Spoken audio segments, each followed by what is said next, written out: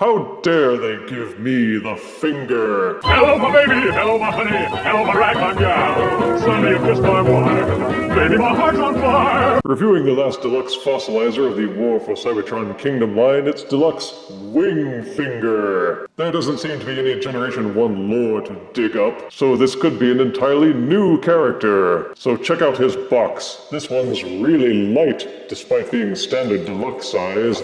Check out the side panel with the same boring Kingdom art.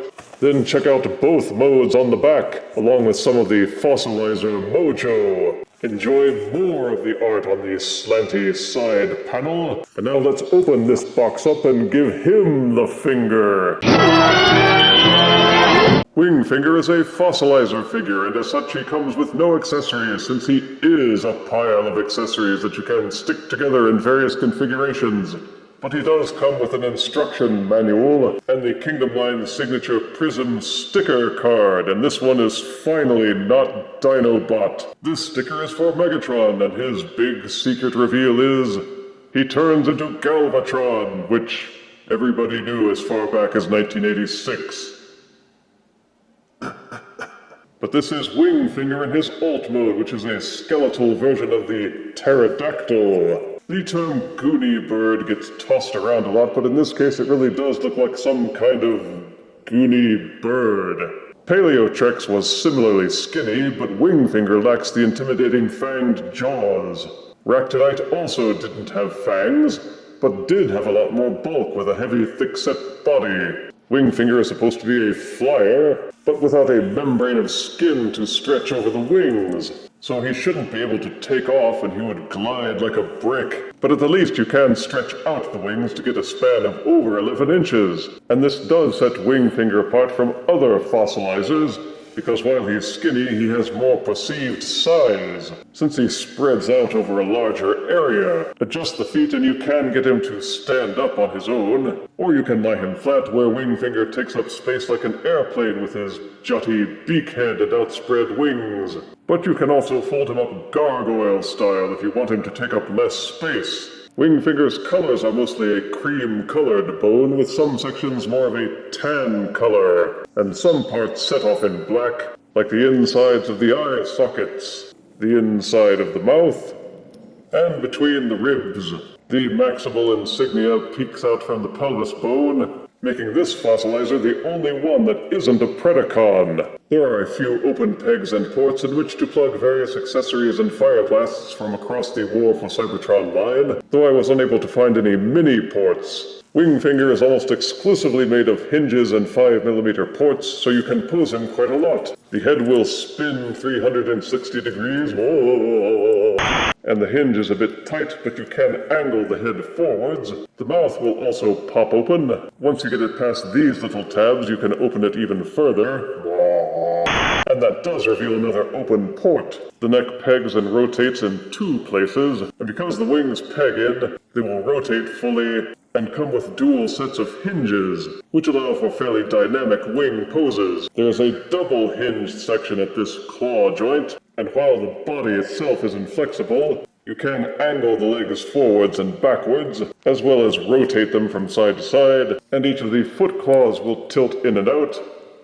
They're also ball-socketed, so you can rotate them to the left or to the right. So with patience and care, you can get decent posing out of Wingfinger, though as with the other fossilizer, the figure suffers because some of the joints and ports don't feel quite tight enough. Unfortunately, the wing hand claws can't be rotated, so they always look like they're curled the wrong way somehow. To transform the figure, you take it apart, same as with the other fossilizers, pop off the head, pull the end claws out of each wing, separate the upper body from the lower body by pulling them apart. Then to form the legs, you just take the wings and angle them downwards, and rotate until this foot portion is pointing forwards. Angle the foot down, straighten out the knee, then just angle everything until they look like legs instead of wings. Take the rib-caged portion.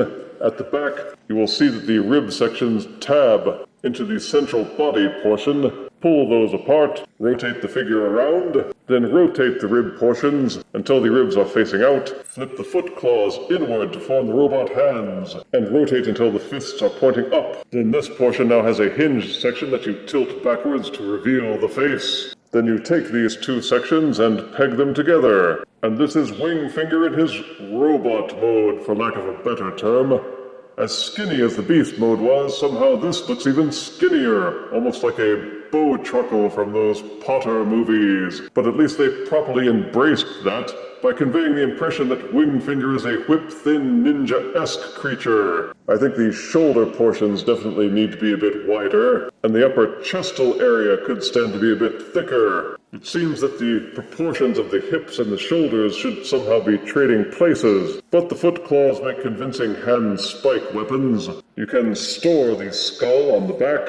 The end wing claws can be used as swords for either hand, but they also have these grooves on the sides, which can be used to store them on the back. You can use these ports at the front of the hips, or these ports on the bottoms of the feet, to further accessorize Wingfinger, but he's so thin and lanky that he can easily overbalance depending on what accessories you choose to plug in. He looks the part of a stealth fighter, complete with the mask-like cowl. Some may find the lack of bulk and heft to be a mark against him, but if you can appreciate a lean physique, then Wingfinger does look pretty cool. And since he is comprised mostly of pegs, swivels, and hinges, he has superior articulation. You can rotate the head 360 degrees, and also nod it up and down a little. Each shoulder will rotate 360 degrees and angle up and down. The hinge at the elbow will allow the forearm to swivel in and out, and because it pegs in, you can rotate it 360 degrees. The fist is ball-socketed and will swivel 360 degrees. It will also tilt in and out as part of the transformation. Take the skull off, and the waist will spin freely. The legs will kick back and forth, although this pelvis bone does get in the way. Each knee will angle backwards over 90 degrees. There is also another hinge at the front, which will allow it to invert forwards. Ouch! And each foot will tilt forwards and backwards. You can also angle them up and down at the toes. One thing that's missing is a side-to-side ankle tilt, but in the end, Wingfinger is very poseable. An ab crunch and side-to-side tilts for the feet are the only things that would have made it even better. Pull Wingfinger apart into his separate bone components, and you can reconfigure him into any one of a number of other weapons. The directions say to take this piece, which is the pelvic and hip bone section, plug in the end wing claws, and it becomes a menacing bone crossbow. No, I'm not buying it either. But take the pelvis bone section, then reassemble it as if making the pterodactyl wings, plug it into the back of any compatible War for Cybertron figure, and the darn thing has wings. Then they say to take the ribcage section, plug the skull into the base, and then any compatible figure can hold it as a laughable weapon. Ooh, it's the Drinky Bird. For size comparison, here's Kingdom Deluxe Wingfinger next to Kingdom Deluxe Paleotrex. Here's War for Cybertron Kingdom Deluxe Wingfinger next to War for Cybertron Kingdom Deluxe Ractonite. And here's Kingdom Deluxe Wingfinger next to Studio Series Leader Class Slug. The Kingdom Fossilizers have been curious figures, to say the least. They're weaponizers, where the weapons are mostly silly and wearable contraptions which stretch the lines of plausibility. All three Deluxe Fossilizers can be joined together into one larger combiner, though there are no official instructions. Hasbro seems to have left it to the imagination of the buyers as to how they want them configured, and the fans have risen to the occasion with several clever configurations which can be looked up online. As for Wingfinger, his positive aspects are subjective. You'll either love the thinner, leaner look, or you'll think it's stupid. You'll either think the alt and robot modes are awesome, or the worst of the lot. But he does have good colors, clean paint, both modes are highly posable, and you can take the figure apart to reassemble it into either of its two official modes, or three different weaponizer fossilizer configurations, a Gestalt combiner, or literally any other configuration you can contrive. Negatives are also subjective. The thinner proportions may leave you feeling gypped on the price for a deluxe, as well as disliking the overall appearance. As much articulation as you get, the lack of a side-to-side ankle tilt is kind of a letdown, and just a little more shoulder width would have been worth the time and effort to engineer. And I would like to see some official directions in making the combiner, but Wingfinger does top off the Fossilizer Deluxes,